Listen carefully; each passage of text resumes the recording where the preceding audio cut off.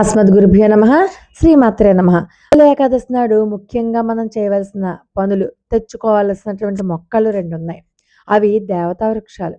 దాంట్లో ఒకటి తులసి మొక్క, రెండవది మందార మొక్క.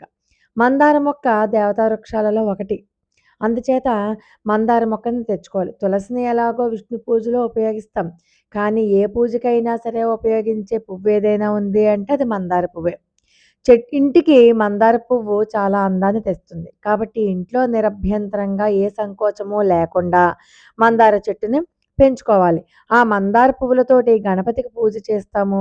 అమ్మవార్లకి కూడా పూజ చేస్తాం. మరీ ముఖ్యంగా శుక్రవారం నాడు కూడా.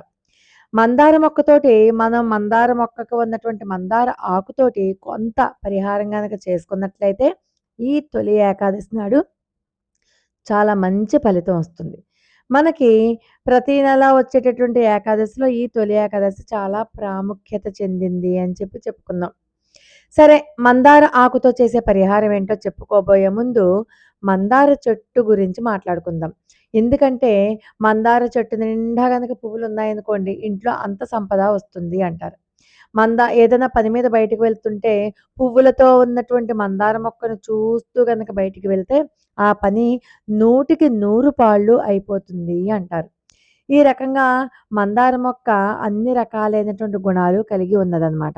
మనం ఇప్పుడు చెప్పుకోబోయేటటువంటి పరిహారాన్ని చేసుకున్నట్లయితే ఆర్థిక బాధలు, గ్రహ బాధలు, డబ్బు సమస్యలు, గ్రహ దోషాలు ఇలాంటివి ఎన్నో రకాలైనటువంటి సమస్యల నుంచి మనకి ఒక పరిష్కార మార్గం కనబడుతుంది.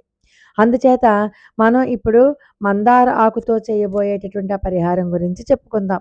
అలాగే ఈ మందార ఆకుతో పరిహారం అని చెప్పాను కదా! మీకు ఇంతకు ముందు కూడా నేను ఒక వీడియోలో చెప్పాను మందార ఆకుతో పరిహారం. ఆ వీడియోలో కూడా చూడండి.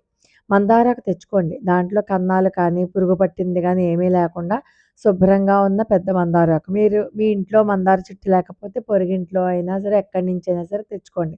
తెచ్చుకున్నాక ఆ మందారాకును లక్ష్మీదేవి చిత్రపటం ముందు పెట్టండి. అది కూడా స్వస్తిక్ గుర్తు వేసినటువంటి ప్లేట్‌లో.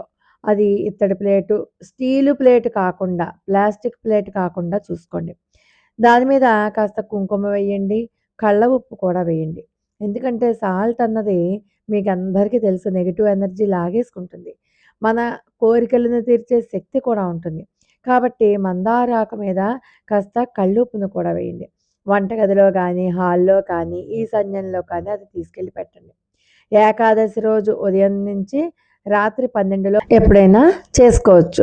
అలాగే పచ్చకర్పూరం కొనుక్కు తెచ్చుకోండి.